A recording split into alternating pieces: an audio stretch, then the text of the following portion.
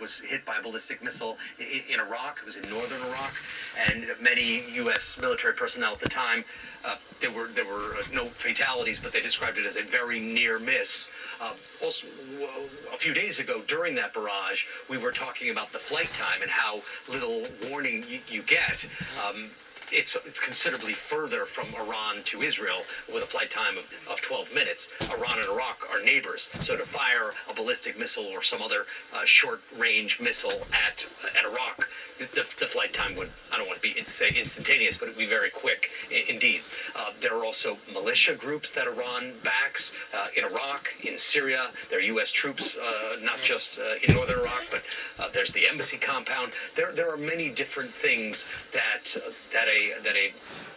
a group that is spread out in the Middle East, as the U.S. is spread out in the Middle East, could potentially do. So this was a warning. Let's see. We will see how it plays out. I don't think the U.S. is going to be deterred by this warning, but it would put U.S. forces on an even higher state of alert. But frankly, I think they probably already factored this kind of contingency planning, knowing that Iran could respond to an Israeli response by attacking some U.S. facility in the region. I think that was probably already baked into the mix. Richard Engel from Tyre, thank you very much. And joining me now is Leon Panetta, CIA Director, Defense Secretary, of course, in the Obama administration, also a former White House Chief of Staff for President Clinton. Thanks very much, Mr. Secretary. It's good to see you. First of all, we should point out that on Donald Trump's watch, there were troops with head injuries, with basically bad traumatic head injuries from those responses on his watch, something the former president last night called, well, they were just some headaches. But there were more than 100 troops at that base in Iraq who, did suffer some head injuries.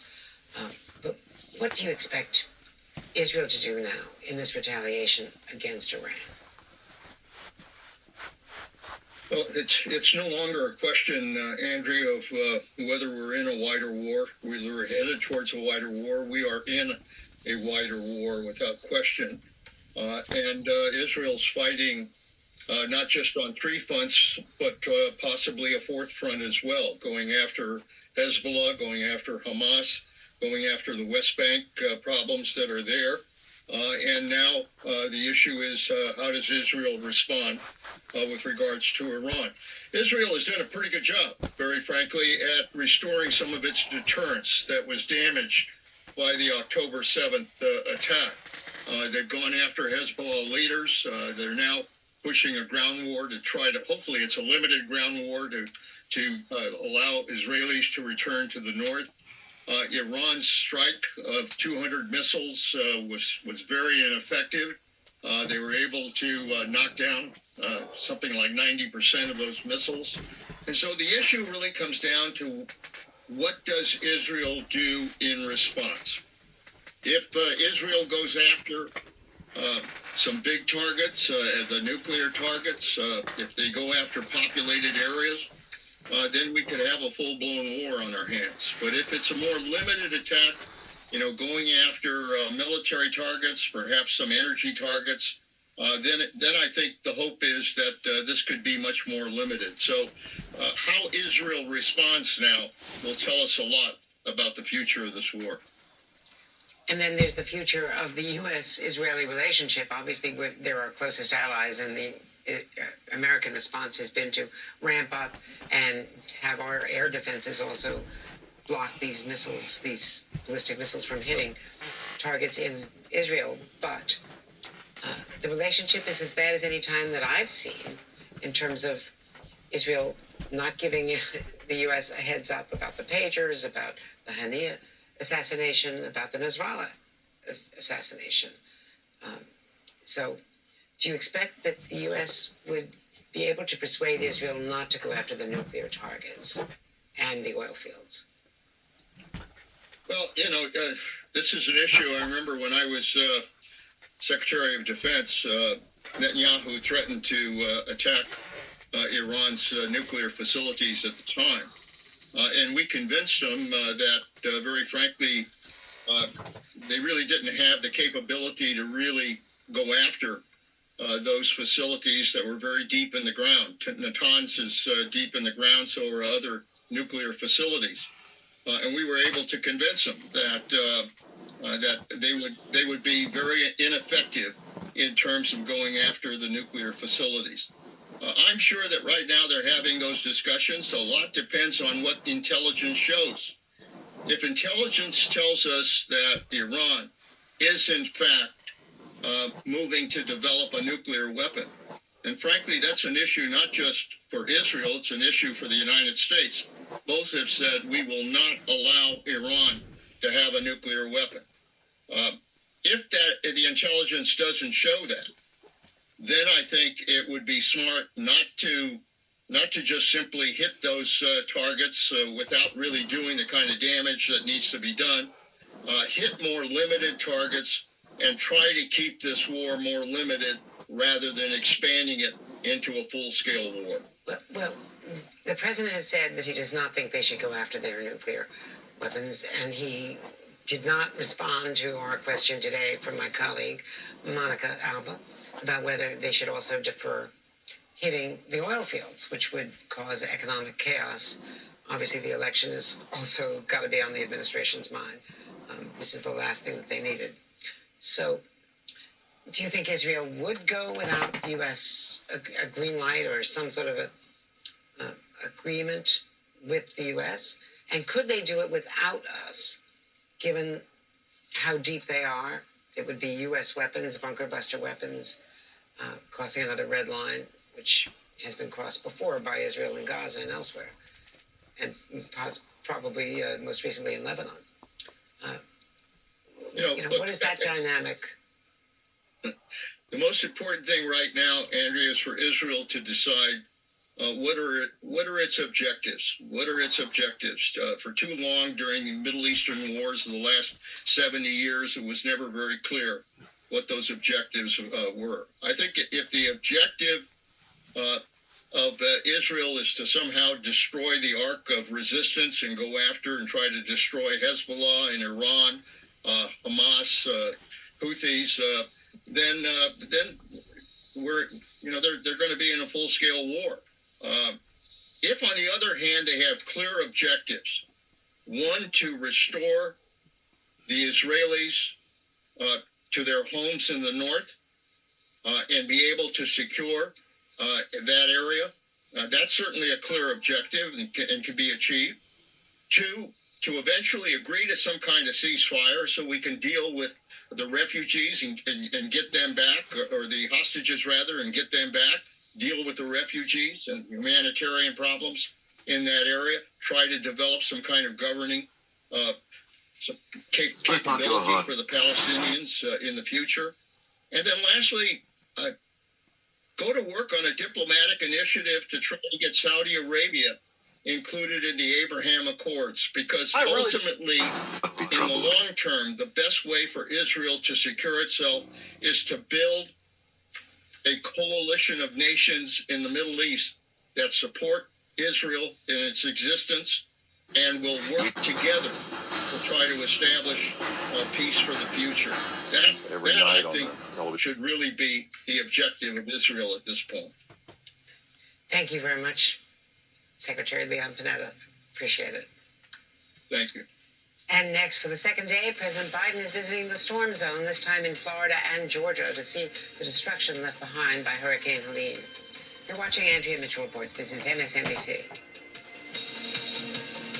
I hope y'all listen to that regarding what's going on right now over in the Middle East. And I've basically said the same thing, that really and truly Israel needs to ratchet down regarding sticking his chest out. Because if all those countries was to unify, and it would be extremely, extremely easy today with social media. And that may be something that Yahoo isn't taking under consideration, that he's still dealing with old practices and old techniques and old formalities. We're no longer living in that same world. And a lot of people, especially your older elderly people, they haven't never come to the realization of Lost just their lives. exactly how powerful, how lethal, and how good that the internet can be pertaining to artificial intelligence and etc. He's no longer dealing with the same entities that he was dealing with, let's say, even 20 years ago or 25, 30 years ago. Everything has changed. And because of it, it makes things that much more crucial in the aspect that they could actually form a unified alliance towards going after them, going after Israel. I hope to God that that don't happen. But whenever it comes to you sticking your chest out, unless we know for a fact that there was some sort of a nuclear bomb being built over there, then they kind of need to taper it down just a little bit, because if they don't, they're liable to wind up biting off more than they can chew. Now, that's my opinion about it, and you can take it for what it's worth. You know, Israel has always been the apple in God's eye pertaining to God's chosen people. But as of right now, today, in the 21st century, year 2024, it actually has evolved over into the Gentiles just as much as it has the Jews, which really outweighs the Jews probably by, I don't know, 1,000,000 to 1, because there's a whole lot less of them than there is the Gentiles, the true born-again Christians that has been engrafted through the teachings and the blood of Christ. I wish for Israel, Jerusalem over there, I wish for all of those people the best, the absolute best, and that includes the Pakistanians, especially the lives of the civilians, the innocent. Hamas, as far as I'm concerned, they can do with him and that evil regime as they choose. Hopefully, they'll be limited in the collateral damage pertaining to what they do, and hopefully, they'll be able to come to an agreement without just absolutely butchering one another up, in the form of agreements.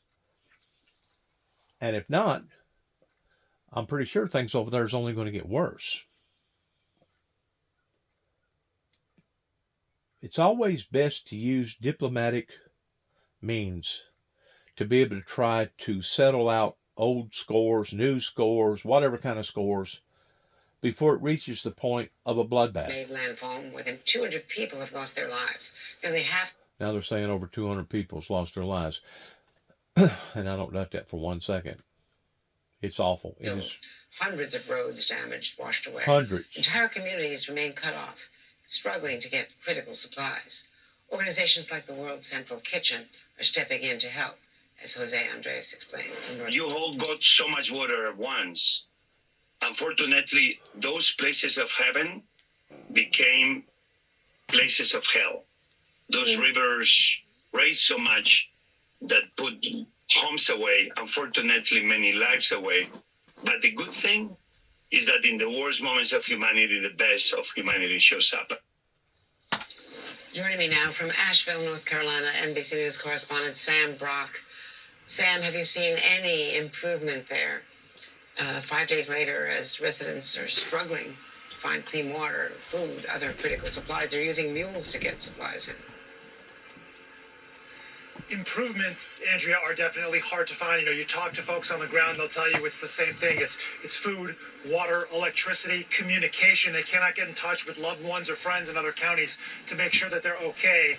All of that has pretty much been status quo, but Jose Andres could not have articulated that any better in terms of community members relying upon one another. We're out here in Burnsville, North Carolina, about an hour from Nashville, and I cannot tell you how many trucks and pickups and flatbeds that I saw just on the drive down here strapped with giant cases of water and snacks Hallelujah. and paper towels and anything you could Hallelujah. imagine or think of, because Hallelujah. people are just trying to help each other out, whether that's the Cajun Navy or it's community groups, motorcycle clubs. We've seen it all, Right. and that has helped Right. lift folks who are in such a dire situation right Right. now. Just spoke with a man here on an ATV who said he can only get back and forth from his house, which is up in the mountains, with that vehicle. Otherwise, he's basically isolated. Looking over my shoulder right now, there's obviously a lot of activity on the ground. That is a bridge here in Burnsville that they have been reinforcing with concrete and also gravel to try to make sure the structural integrity is okay. You can't see beyond this corner, but just down the riverbed, over to my right here, there's a piece of road that just ends. It's like it was just chopped off. And so we were spending some time earlier today with a service that offers drone capabilities for governments, for local sheriff's departments, even for private companies, one of them looking for lost employees from the air as they go through all of these homes and cars and sheds, frankly, that are strewn all over the riverbed, and trying to locate where people might be. It was fascinating to watch this unfold. As far as the latest numbers, you mentioned this in your introduction, we've now just exceeded 200 deaths. It's 202, I believe, including all 6 of these states. The most recent additions, Andrea, coming from Florida and Georgia largely. North Carolina now up to at least 98 fatalities. It was 94 earlier today. I'll tell you right now that in Buncombe as well, which is the epicenter of all this, they are going to be providing an update later at 4 o'clock. We don't have updated fatality numbers yet. We are, of course, expecting that to rise. Andrea. Sam Brock, thank you so much. Good luck to you and all the people down there. And coming up ahead of the anniversary of the October 7th attacks and Election Day, law enforcement is preparing for potential threats, even now with the Jewish holidays. We'll talk to former Homeland Security Secretary Jay Johnson next. Yeah, You're watching today's Andrea their Mitchell Reports only on MSN. today's their first day of the year pertaining to their calendar over there. I've never really broken that down and really deciphered all that. I don't know which one would be more accurate. I know that the Jehovah's Witness goes by a certain particular calendar that most people in America don't go by. I do know that. I don't know if it's the Jewish calendar or not, but they do go by some sort of equinox calendar or something that's supposed to be more in line with the accuracy of the original calendar. I don't know.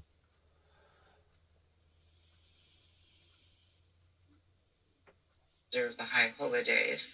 Joining me now, former Secretary of Homeland Security during the Obama administration and a former Pentagon official, Jay Johnson. Secretary Johnson, thank you.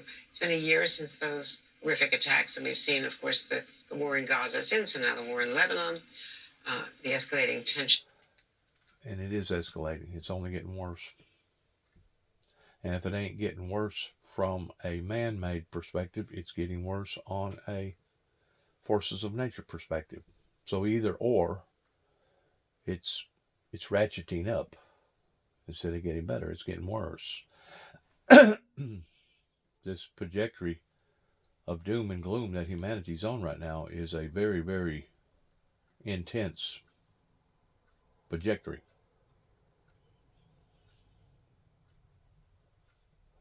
I don't know about the rest of the Americans, but I don't want to see fighter jets flying over my house. I don't want to see Army helicopters and Jeeps going up and down the road. I don't want to see basically martial law coming to an existence here in America. But if we don't watch, that's exactly what's going to happen whenever it comes to manifesting or manufacturing some sort of law and order, because this thing has gotten like out of hand on the forces of nature as well as the forces of humanity. And to be quite honest with you, I mean, I know that I personally would be a lot better off to be out of this body. To be separate from the body is to be present with the Lord pertaining to my death. I know I'd be better off. But at the same time, I don't want to leave before my purpose, or I don't want to leave before my time towards me being effective in the purpose that God has called me into. And right now, that would probably be one of the worst times for me to ditch out on everybody. Now, if God decides to take me out, heart attack, stroke, whatever, then so be it. It'd be God's will. But as of right now, the way things has gotten down and dirty, I mean, I'm putting out this on my social media. I'm putting out information pertaining to all the storm damage and plus the war over there in the Middle East. And of course, let's not forget about the war over in over in Ukraine. Let's back up right here. Let's see what she's going to talk about right here. Back up right there. She showed our local station the damage to her house in Canton, pipes sticking out of the walls, and everything, including the bathroom sink, strewn across her yard. We have got to rebuild everything. My kids lost everything. We're waiting on FEMA to approve our application to hopefully get a hotel voucher. NBC's Marissa Parra is live at the Bristol Speedway in Tennessee, which has become a disaster relief center. I mean, if she's any indication, I can only imagine the need across Tennessee. What do we know about the extent of the damage there? Well, I can tell you, I hear stories like what I just heard just now, Chris, over and over and over again. But for all of those stories, we're hearing just as many stories of people who are trying to help. And this is one example. If you're a NASCAR fan, you probably know Bristol Speedway, but not quite like this. This is their 80,000 square foot warehouse that they're using to collect supplies. These boxes are waiting to be filled. And you can see from the names on them with basic necessities on the other side, what you can't see, I'm seeing batteries, flashlights, first aid. This one says canned goods. And so there is a massive effort with both federal agencies as well as local volunteers trying to get those supplies where it needs to go. Of course, you know, water, and we have here, of course, Gatorade, electrolytes, because it's hot out here and in different parts of the South. But a massive effort trying to not only get supplies where it needs to be. We've talked about those rescue efforts. We've talked about the difficulty getting to those remote areas, Chris, using horses, using mules to get supplies up shattered roads that lead to isolated mountain towns. We've also heard of people donating their time in their own private helicopter or in their own private airplane to do exactly that. And Chris, something I thought was so interesting is it's also information that people are trying to get to the people who need it, and they've gotten creative doing exactly that. We know that around here there's a local amateur radio, ham radio for those who are aware, and that has been utilized to get information to where it needs to be. So yes, the situation is still dire for so many who need those basic necessities. We've talked about Asheville, North Carolina, one example. I want to weigh in on what they're talking about pertaining to the ham radio. I had a cousin, I think he's still living, he may not be, up in Chicago, that was in the ham radios, and he could actually talk to people in England, Germany, Russia, Australia, all over the world. It's amazing that a ham radio, I think you got to get a license to be able to operate one, but it's amazing how far that you can get your message out to the general public. It's absolutely amazing. I don't know what frequency. I don't know if it's a low frequency, high frequency. I don't know what frequency they're on. But man, you talk about traveling and getting out, especially if you got the right kind of equipment, you got the right tower, you can really get out there. It's amazing in what that they can do with those things. Other than that, they're utilizing their services very, very well. Today is Thursday, which is basically right around 7 days before the actual storm come in. But keep in mind that before that storm come in, they was already fighting the elements 3 or 4 days before that pertaining to another storm that had hit. And then if I'm not mistaken, there was another one in front of that one. So in total, these people have been hammered like 2 or 3 different times. And that's the reason why that it created such of a apocalyptic, catastrophic event that, yes, they did have flooding in the early 1900s of various storms, but there wasn't near as many roads. There wasn't near as many, the area wasn't near as populated. There wasn't near as much bridges. There wasn't near as much infrastructure. And because now it is, so many people love it up there, and I do too. I love the mountain range. Love the Blue Ridge Mountains. Love it up on top.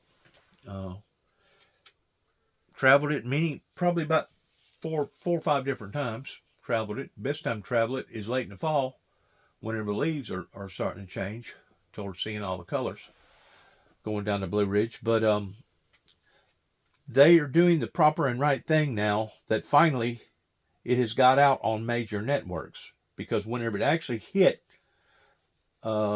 basically late Thursday, early Friday, there was really very little going out over the mainstream media. Very little. And it wasn't until mainstream media captured what was going on with social media to realize, oh my God, this is horrifying. And it is. It's probably one of the most torrential hardships that's fallen upon to the American people regarding the forces of nature that has ever hit America. I'm pretty sure that death toll that is now over 200, that's going to probably exceed. I think, if I'm not mistaken, they still got about 600 people, or that's the last time I heard, about 600 people that was unaccountable for. I don't know if that was just in the state of Tennessee or Tennessee and North Carolina. They also got damages in Georgia. They also got damages in Florida. They also got damages in South Carolina. This storm was horrific, to say the least, in the type of damages that it has brought forth. And of course, the Bible teaches us to flee into the mountains whenever we shall start to begin to see these things. And whenever it's talking about the mountains, it's talking about going to the high mountains. It ain't talking about going down into the valley of the mountains. That's where society didn't calculate correctly, that a lot of them went down into the lower part of the mountains, and that's the part that you don't want to go to. The mountains are very, very dangerous whenever it comes to extreme weather events. And I found this out not just pertaining to looking and seeing what I'm looking at right now, but whenever I was up in the New Mexico area, north of Taos and north of Santa Fe, their hills and hollers are similar, basically like the Appalachian Mountains. Not quite as steep in some areas, but some areas they actually are steeper, because that's basically the bottom portions of the Rocky Mountains, where the Rocky Mountains basically start in the northern part of New Mexico. And then by the time you get to Pueblo, Colorado, and Colorado Springs, you're in the Rockies. You're in the lower part of the Rockies. Pueblo, Colorado has got a desert, but it's a low desert, if I'm not mistaken. No, wait a minute. It's a high desert that is different than a low desert like Arizona. But I noticed that whenever storms would come from the north into northern New Mexico, even though there wasn't a cloud in the sky, you had to really be on your toes, because one time I was beside a creek bed, and I could tell on the other side of the creek that there was a guy over there that had a stilt house that was on stilts. And whenever I seen the creek and seen the stilts, I'm thinking to myself, well, that don't line up. I went ahead and got out and was enjoying myself, and wasn't but a few minutes later, here come a pickup truck, and two guys and a girl got out and basically stripped off their clothes. And I don't know if they took a bath or just wanted to cool off or whatever, and then they got back in. But all of a sudden, the creek started rising. And I had to hurry up and get out of there. And I come back like maybe 2 hours later, and that same creek that I was looking at was actually right below the house where the stilts was. In other words, it had risen that high, that quick, because there was a storm north of there that was generating a lot of rain, that whenever it come down them hillsides, it has no other place to go other than to go to the lowest form. And that's the area that you have to really, really be careful about. And today, knowing that these deluges is coming out of these supercells because of the environment above our heads has gotten that much more warmer, that it holds that much more moisture, people really, really need to take under consideration the area that they're living in. I'm gonna just throw this out there real quick before I go right back to this. I've been having to travel quite a bit here lately to go up to Paris Landing in Henry County, going and seeing my doctor. And sometimes when I'm up there, since I'm already killing time anyway, being on the road, I'll go ahead and explore. I like to explore. I like to look around, just like to explore. But I've noticed some hillsides in Paris that, and there is a couple there in Paris Landing too, that if they was to ever get a major storm that produced something on the same velocity of what happened in Waverly, Tennessee, a few years ago, that basically killed about 24 people, that flooded about a third of their town, that if Paris was to ever get a storm like that, or even Paris Landing, you're talking about 12, 14, 16, 15, 17 inches of rain falling out of the sky in like 7-8 hours. There's really no infrastructure that can maintain that type of volume. And I hope to God that don't hit up in Paris, but I'm just letting people know ahead of time that I've looked at the situation over in Paris, in behind the hospital and around in those areas, and they have some very, very prone areas that if they was to get hit by something like that, it would cause total chaos, just like what you're looking at right here. It would absolutely devastate people's lives. It would devastate property. It would devastate real estate, and it would devastate people's lives because of the terrain. That's what people need to start looking out for, is the terrain. What type of terrain are you living in? Even though they may not have never recorded a flood there, you got to use a little bit of common sense to realize, well, I got a mountain on this side, I got a hillside on this side, I got another mountain over here on this side, and I'm down here in the valley. What if, using the hypotheticals, what if that was to occur? What would be my what would be my rate of survival, my survival rate? And if people don't do that, along with other factors to keep in mind, with us experiencing these extreme weather events of either it being extremely too dry or too hot or extremely too wet, then I'm just afraid that we're going to see a lot more loss of life. Now, does that mean that everybody can pack up and move from where they're at down in the valley and go to a higher ground? Probably not. Probably not. They're probably not going to be able to do that. But what you can do is set up services with the local authorities in that area and have some sort of plan of action. If you know that you're down there in the valley somewhere, have some sort of plan of action that you're going to be alerted immediately if things start generating into that, evolving into that crucialness, that you can basically pick up stakes and go. Because you can always replace the contents, but you can't replace human life. You cannot replace human life. Once a human life is over with, it's over with. You can't replace that human. You can replace cars, you can replace cars, you can replace houses, you can replace furniture, you can replace other things. There's some things that you can't replace pertaining to memories, pictures of memories, and etc. That's one good thing that we have today, or I think it is a good thing, with the cloud. But then again, if there was ever a solar flare, or if there was ever a meteor that come bursting down, that'd probably eliminate a lot of that. In other words, we're vulnerable.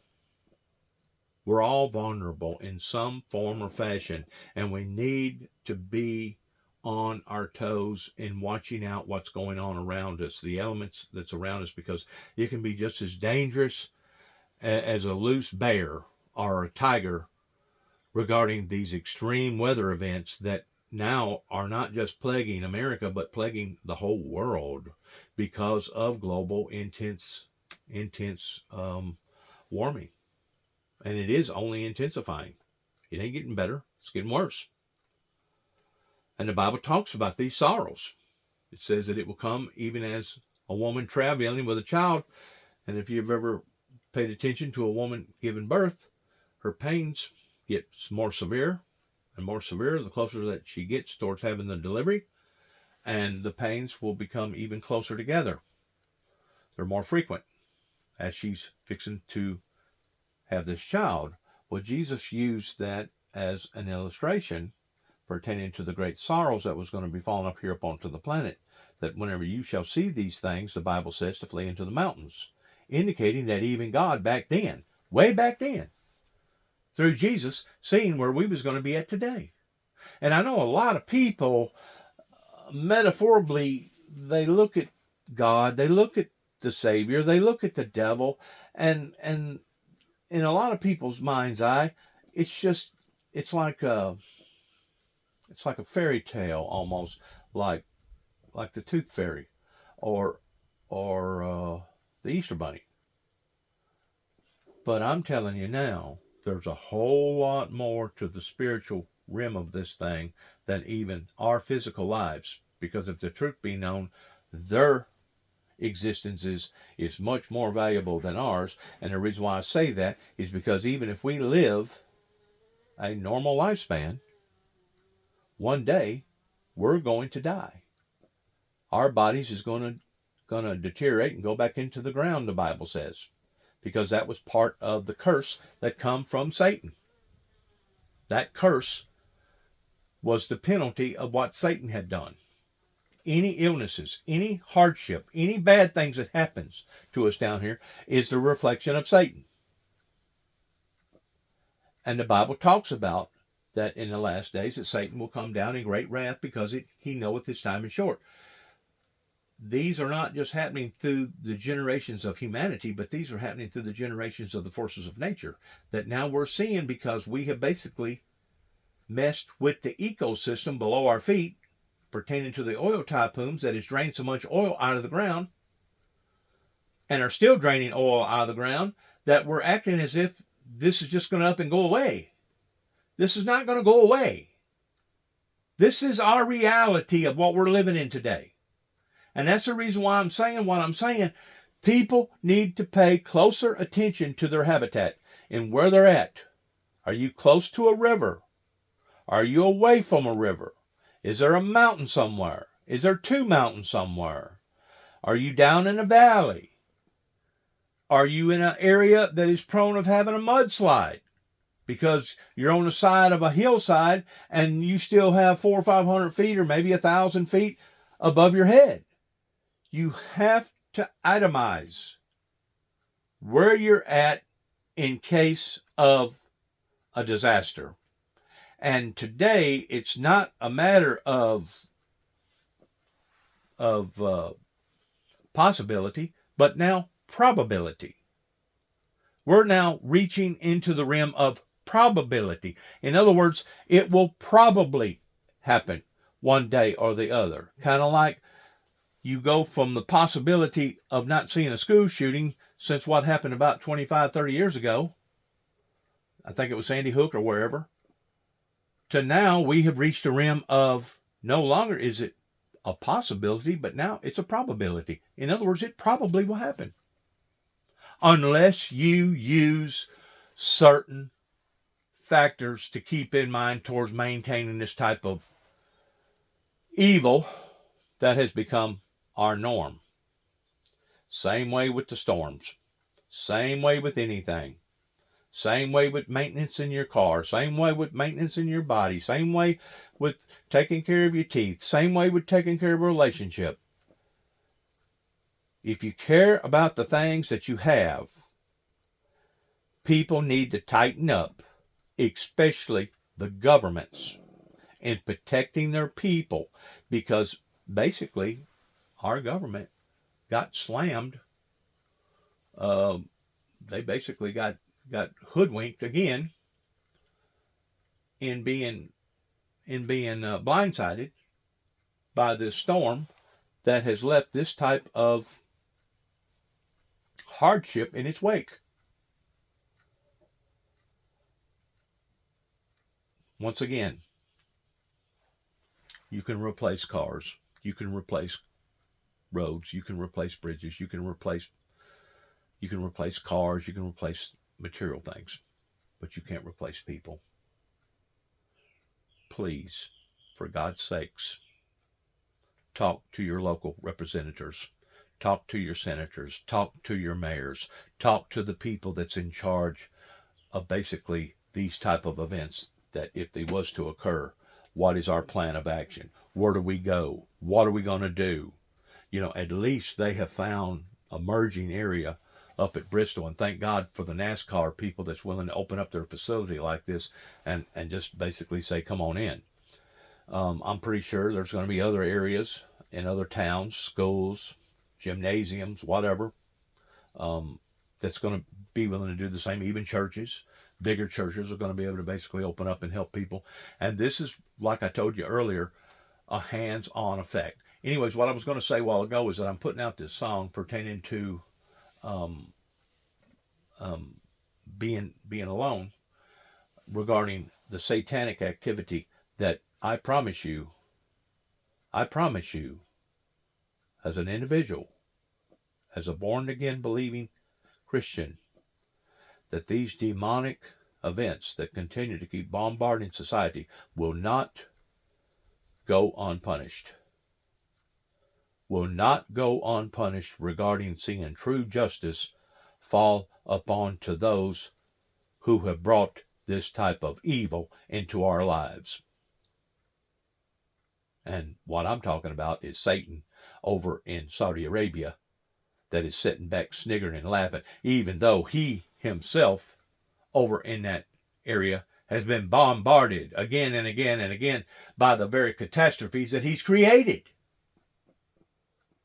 He's not exempt. They're not exempt over there in the Middle East. They have seen horror over there pertaining to the weather events that is only going to intensify and get worse. In the meantime, we got somebody like Donald J. Trump that says, pump, pump, pump, pump, pump. Pump, baby, pump. Get all the oil out of the ground you can. While you got other people such as myself and Al Gore that's telling you this is what is causing this. When the upper atmosphere gets so hot, heat makes moisture rise. Heat also makes moisture rise higher. As the moisture is rising higher, it's also more of it. Whenever it does release it, it releases it in the form of a deluge. Or it could just sit there over the coast, regardless whether it's the East Coast or even down towards the South Coast, the Gulf, to where the storm is dumping rainfall, like on Houston or even Dallas, and it's going around in a circle, and as it's dumping in one area, it's drawing the moisture out of another. And it could actually sit there and do that for 2 or 3 days. We've already seen this happen. Could you only imagine if Florida got hit by 40 or 50 inches of rain? They got some very beautiful prestige real estate over there in Florida. Beautiful bridges, beautiful roads. But could you only imagine what would happen to those lower lying areas if 40 or 50 inches of rain hit?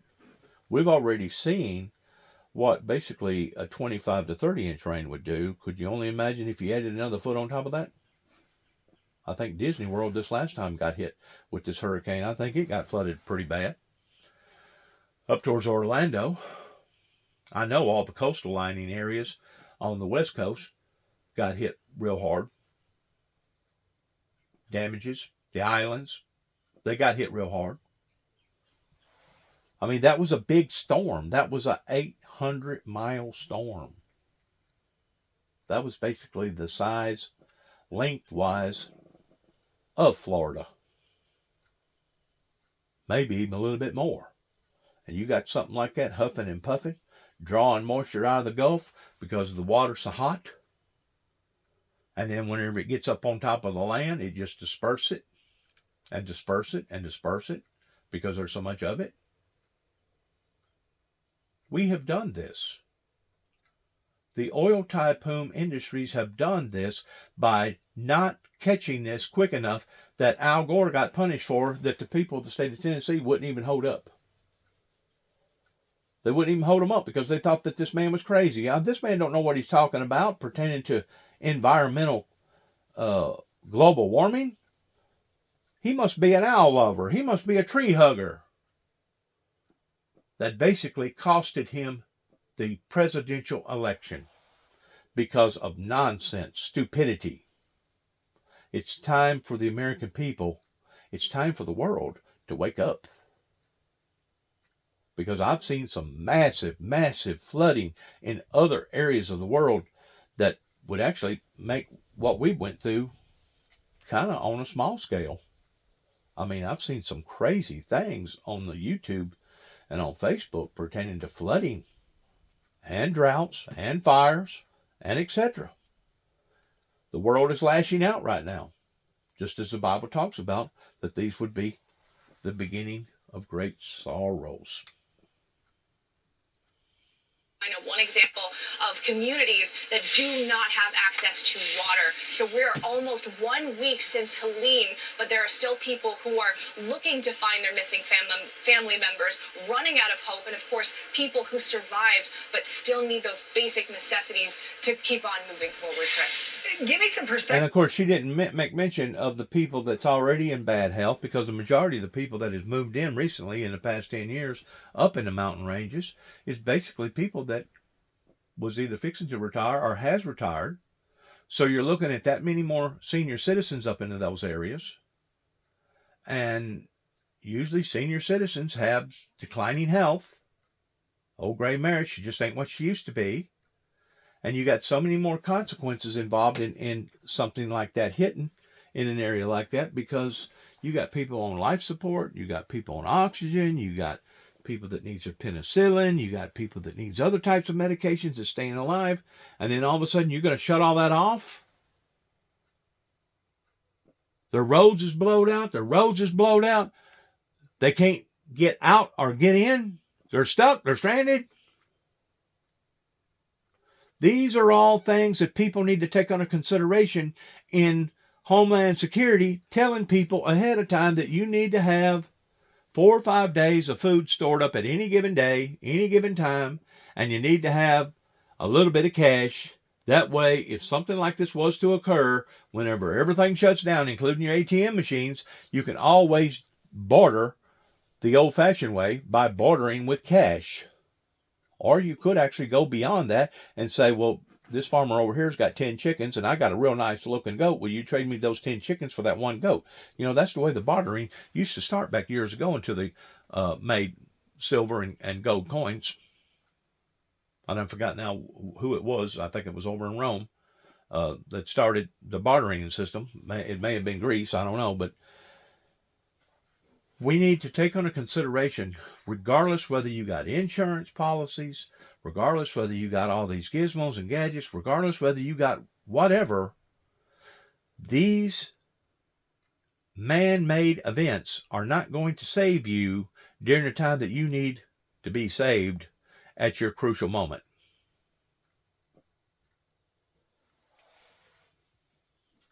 At your crucial moment. And this is crucial.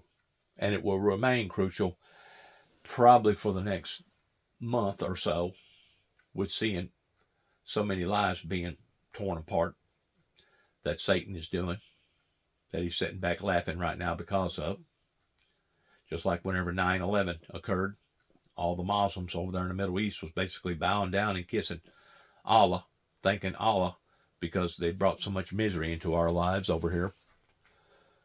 But you need to start thinking for yourself.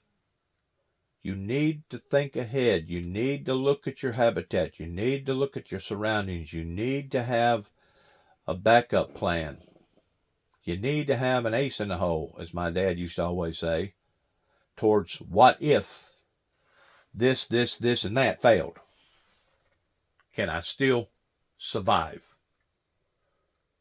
Well, you're not going to survive if you hadn't got a plan of action.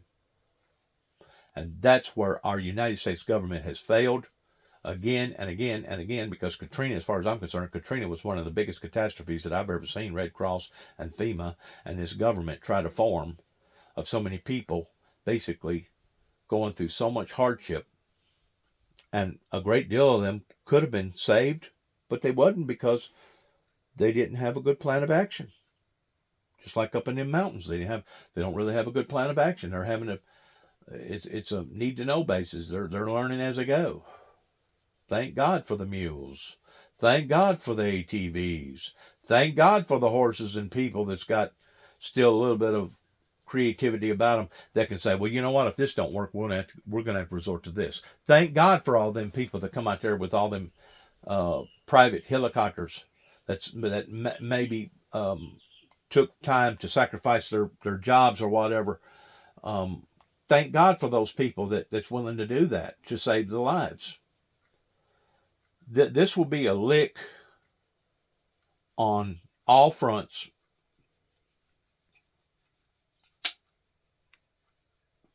In the state of Tennessee, North Carolina, South Carolina, Georgia, and Florida, which Florida has become adapted to it to some degree because Florida gets bombarded with so many different storms.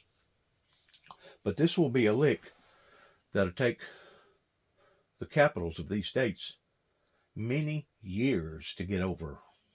It will be costly. In other words, if you had a state that was starting to come out of the red towards looking like that they was going to be able to have a surplus, well, you can just about kiss that surplus goodbye. These states has been hit this way for the next 5 years, or maybe even 10, because that's what it's going to set that state back that far. Well, in the meantime, while they're concentrating all their funds up on the East Tennessee, what do you think is going to happen to Middle Tennessee, and what do you think is going to happen to Western Tennessee pertaining to our roads, our bridges, our parks, the things that our government, our state government, had already made plans for? Now they're going to have to put those plans on the back burner. Okay? And now the road that you was traveling down that was already bad, 5 years from now, it's going to get a whole lot worse. The park that you thought that you was going to get a new school system, new playground equipment for the kids, that probably just got on the back burner. The bridge that needed to be replaced, odds are, as long as it's still standing, you're going to have to deal with all the other elements that goes along with the old bridge and the old road. So whenever this affects one person's life, it affects all of our lives in some form or fashion. And I've said that before pertaining to the events going on right now over in the Middle East. A lot of people think, well, that's over there. That's 6,000 miles away. That ain't going to affect us over here.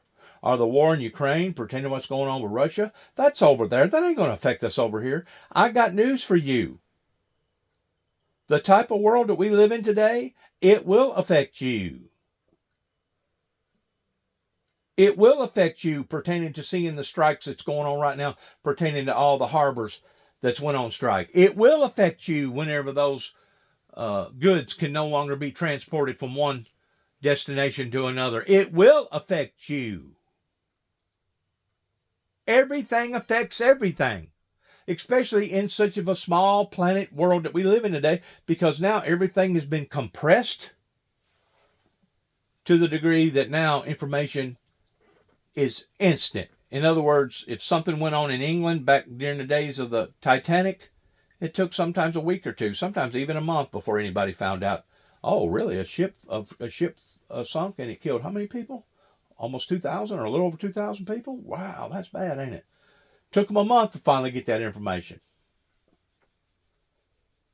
Whenever Princess Diana had her accident where she hit the embankment, that concrete embankment, if I'm not mistaken,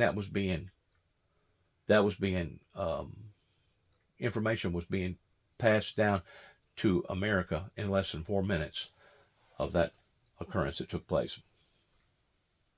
I can remember that a lot of people actually stopped in restaurants and just stopped doing what they was doing. It didn't matter if they was in a ball game or whatever, and they made that announcement because she was such of a predominant figure in life.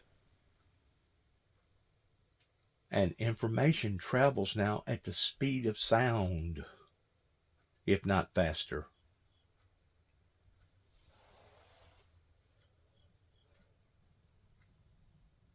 President Yahoo over in Israel, Jerusalem, needs to reconsider what he's doing with all these countries. Because today, they can become united in a united force a whole lot quicker and a whole lot simpler than what they could 20, 25, 30 years ago. And I hope to God that he's sitting down and itemizing these things and realizing that before he goes to sticking out his chest too far. There's no doubt they got a right to protect themselves and should protect themselves at any and all expense. And if there's something going on in some of them countries that's masterminding some sort of attack pertaining to a nuclear bomb or something like that, yeah, take care of it. Get it in behind you. Prove your point. But be careful. Be careful. In other words, look before you leap.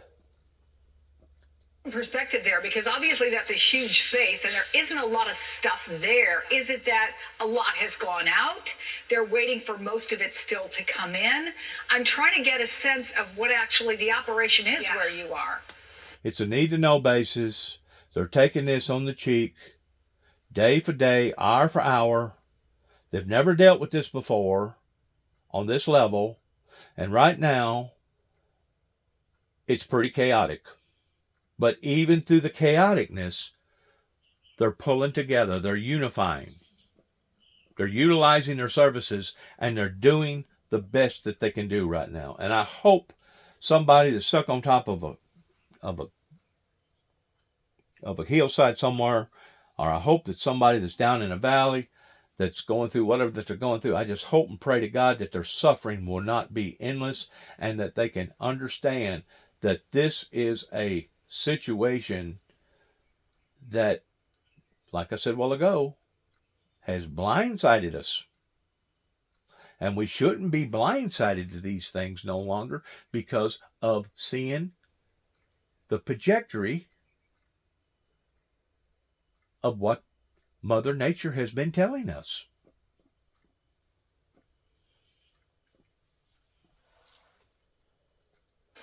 So, Chris, this actually just opened hours ago. So I think it's a combination of we've seen supplies on their way out going to where they need to be, but also the word has barely gotten out. They only announced this last night. And 2 weeks from now, that building right there will be full. They'll have hallways to where they walk through.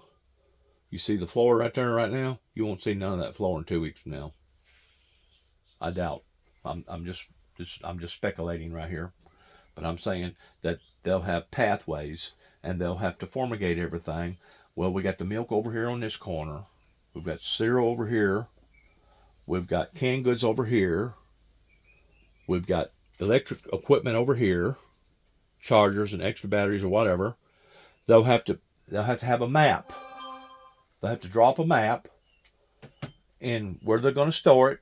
They're going to have to inventory it and write it down and basically post things on each pole or on the walls telling people whenever they walk in there and try to get whatever that they're looking for, because they're going to be short-handed. You can't put everybody in one area to start doing everything. So you're going to have to basically leave signs and stuff like that.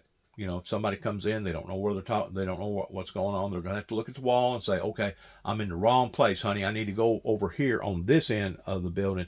That's where the diapers are supposed to be. That's where the extra formula and the diapers are supposed to be. Because if not, it's going to be a maze in there, and people are going to be lost, and it's going to be chaotic even that much more. Just basically a maze. So they're going to have to sit down, fumigate, and what they're going to do, how they're going to do it. And this is that way with smaller businesses, smaller buildings. You can't just throw stuff in a corner and hope that everybody's going to be able to just go in there and dig it out and get what they want or what they need. You're going to have to be orderly. And that's what we haven't seen over in places like Pakistan and Iran and all these other different places over in China and all these other areas that have basically been bombarded over in Italy and Spain and Europe and other places that's been bombarded with all this stuff. You're going to have to make a plan of action. And you're going to have to go by it. In other words, if the diapers are supposed to go on that end of the building, put them on that end of the building. Don't put them somewhere else. It's going to have to be organized. And so there is a lot of ways in which this space is being used. It's also being used as a call center for TEMA, the local emergency management here in Tennessee. We also have a staging area for FEMA, search, rescue, and of course for Grimley recovery. And we also have campsites and lodging here being given for free to evacuees. And What they ought to do, government ought to do, and I realize that this is going to cost some money toward reimbursing these places pertaining to cots.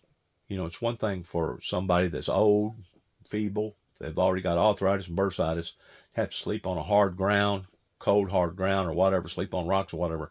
What they need to do is put out the word that they need thousands of cots, because the people are going to have somewhere to sleep. And I'm pretty sure probably Walmart right over here in Martin's probably got 4 or 5 cots. Walmart over here in Union City's probably got 4 or 5 cots. And everybody pull together in making sure that they got enough cots to accommodate the services, because I guarantee you the Army ain't going to have just a certain amount of cots.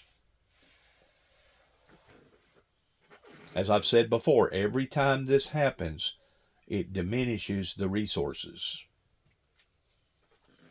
And that's what makes it that much harder to bounce back. Because if you don't have nowhere to sleep, then you got to basically pull out a Baptist pallet and sleep over in a corner on a hard concrete or maybe on top of a bunch of rocks. It's bad. It's horrible, horrible, bad times.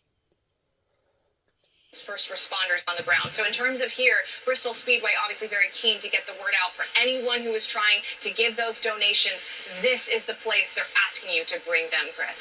Marissa Parra, thank you for that. Now that's a good message. They've got a ground zero. They've got a headquarters now. Take it to Bristol, to the Speedway. Ship it, mail it, boat it in, whatever.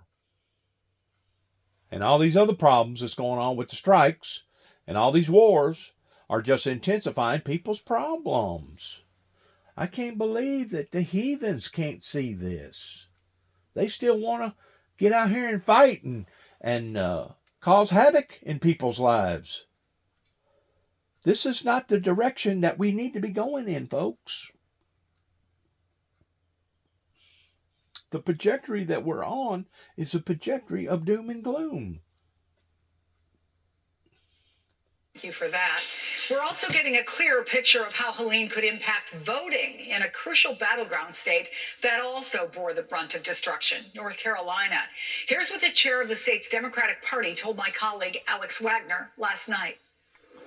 We know that there are still huge parts of our state that don't have internet access. We don't know what the extent of these damages are going to be for polling locations yet. We're still in an assessment phase.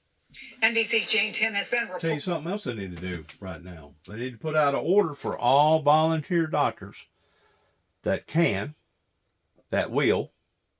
Hopefully there'll be some. Because you're going to have unexpected emergencies. You're going to have people that's going to get hurt trying to move debris. You're going to have elderly people that's going to still have strokes and heart attacks. You're going to have young women that, like 2 weeks of having a delivery, that now they're going to have to still deliver that baby somewhere. There is so many needs that are going to come into play on something this big that you can't even begin to imagine. They need to bring in extra doctors, volunteer doctors. Of course, Red Cross takes care of a lot of that. But I'm just saying that needs to be announced to the general public, just like the COTS, just like other life sources. That way we can pull together and help to lighten everybody's load. That way it ain't such of a dramatic post-traumatic stress disorder problem that now everybody has the same sickness. Because it's bad. It's super, super bad. And hopefully we as a civilized society will know how to deal with this. That way we can move on with our lives. On this, Jane, early voting starts in 2 weeks there. How are election officials handling this? Have they even been able to get to that point, given? And this right here may very well throw the election one way or the other, depending upon what politician stands up and cries the loudest, or depending upon what area got hit the hardest, whether or not it's going to be for predominantly red or predominantly Democrat area, towards people not being able to go vote. Matter of fact, there'll probably be a bunch of people that could care less right now about voting. I guarantee you their priorities just changed. If you just got through having your house swept away and you're having problems not knowing where you're going to sleep at night, I'm pretty sure going to the election booth is probably going to be the least of your problems right now. Or it would be mine. Good luck to all of us. God bless. God bless America. Heaven help us all. God bless our military. God bless our men and women in uniform. God bless our first responders. And God bless America in our endeavors towards where we go from this moment on. Shalom.